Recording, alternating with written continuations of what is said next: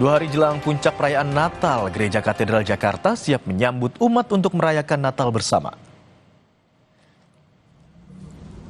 Pada perayaan Natal tahun ini, Gereja Katedral menggelar 2 kali misa malam Natal, yakni Rabu 24 Desember pukul 5 sore dan setengah 9 malam. Sementara untuk Hari Raya Natal pada 25 Desember ada 4 kali misa dengan misa pukul 8.30 pagi dikhususkan sebagai misa pontifikal bersama Uskup Agung Jakarta Ignatius Kardinal Suharyo. Natal tahun ini diharapkan bisa membawa sukacita sekaligus damai sejahtera bagi bangsa Indonesia dan juga seluruh umat manusia.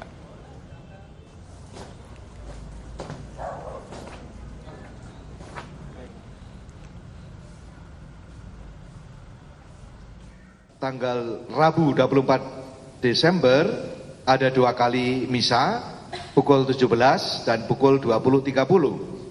Dan misa Natal Kamis 25 Desember itu ada 4 misa. Yang pertama misa pontifikal bersama Bapak Kardinal Ignatius Suharyo itu pukul 8.30 yang juga disiarkan oleh TVRI sebagaimana biasa hari Minggu. Dan juga pukul 11 untuk anak-anak dan pukul 16 untuk diprioritaskan, yang lain berarti bukan nggak boleh, prioritas dalam gereja adalah untuk lansia. Dan terakhir, berburu pernak-pernik Natal jadi tradisi di setiap momen Natal, mulai dari pohon, hiasan Natal hingga aneka hadiah yang akan diberikan untuk orang-orang terkasih. Nah, di Malang, Jawa Timur, kerajinan boneka rajut bisa menjadi pilihan kado Natal untuk kerabat maupun sahabat.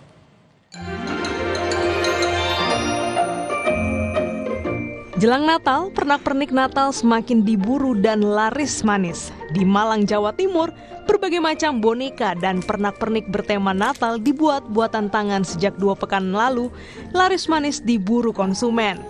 Berbagai macam boneka atau gantungan kunci dibuat dengan berbagai karakter seperti Sinterklas, boneka salju, hingga pohon Natal dibuat sepenuhnya dengan teknik rajut.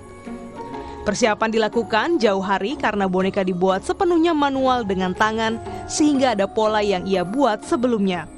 Selain itu, ada juga kotak misteri berisi boneka rajut yang bisa menjadi kejutan saat bertukar kado. Menjelang hari Natal ini kita buat edisi kayak blind box gitu, nanti isinya sesuai dengan edisi Natal. Jadi ada Santa, ada rusa, ada apel, jadi yang berkaitan dengan ornamen Natal. Kemudian kita juga ada buket rajut yang edisi Natal, kemudian ada boneka yang edisi Natal juga. Salah satu pembeli mengaku memilih buket bunga rajut sebagai hadiah Natal. Harga boneka dan pernak-pernik Natal yang dijual bervariasi, mulai dari Rp20.000 hingga Rp500.000. Beli paket yang isinya itu ada karakter Sinterklas, terus bunga gitu. Karena untuk hadiah teman saya yang kebetulan untuk merayakan Natal. Nah di sini bisa custom, jadi bisa menyesuaikan sesuai keinginan saya gitu.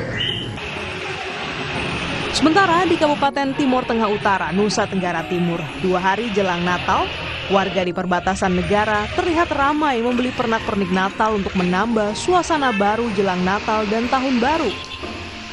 Dominan warga membeli pohon Natal yang dapat dipajang di depan rumah dan warna lampu yang sangat terkesan di momen Natal dan Tahun Baru ini. Harga pohon Natal yang dijual sangat bervariasi, tergantung pada ukuran pohon, mulai dari harga Rp85.000 hingga Rp2 juta. Walau pengunjung nampak ramai, namun pemilik toko mengaku minat pembeli tahun ini tak seramai tahun lalu. Natal ini kan tersisa beberapa hari. Ya. Bagaimana dengan minat pembeli? Selama ini kan yang ada yang beli yang 2 juta lebih, ada yang 1 juta lebih. Tapi yang kebanyakan dia yang pohon Natal yang paling kecil. Kalau perbandingan dengan tahun kemarin lebih laris dari yang ini. Bagi umat Kristiani, hiasan Natal menjadi salah satu kebahagiaan tersendiri dalam mengisi momen Natal bersama keluarga. Tim Liputan, Kompas TV.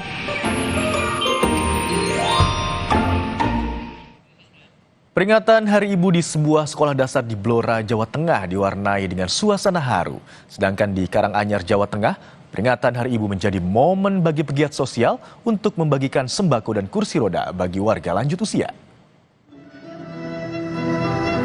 Terima kasih ayah dan ibuku berbahagia. Tangis haru mengiringi peringatan Hari Ibu di Sekolah Dasar Negeri 1 Gondang, Kecamatan Ngawen, Jawa Tengah. Para ibu tak kuasa meneteskan air mata saat anak mereka melakukan sungkem. Anak-anak pun menyuapi ibu mereka sehingga menambah suasana syahdu. Salah satu wali murid mengaku senang dengan peringatan Hari Ibu tahun ini yang dirasa istimewa.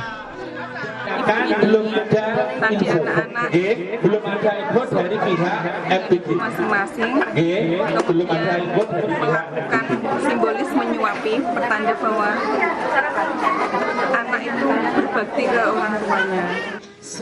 Melalui kegiatan ini, anak-anak diharapkan akan lebih memahami perjuangan seorang ibu dalam merawat mereka.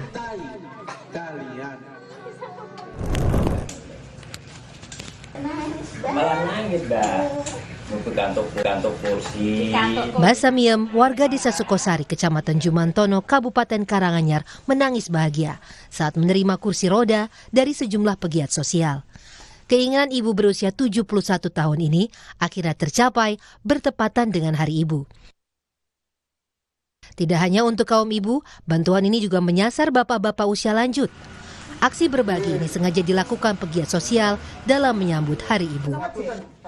Menyambut Hari Ibu, kita bisa berbagi dengan sesama yang kita laksanakan di Solo Raya.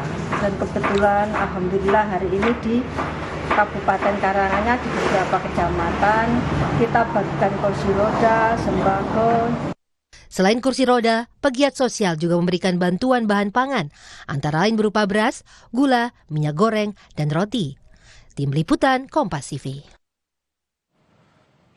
Usai jeda, Kompas Siang akan kembali dengan informasi arus lalu lintas di Tol Cipularang Purwakarta jelang libur Natal dan Tahun Baru ramai menuju arah Bandung pada Selasa pagi. Peningkatan kendaraan didominasi mobil pribadi ke arah Bandung dan sekitarnya.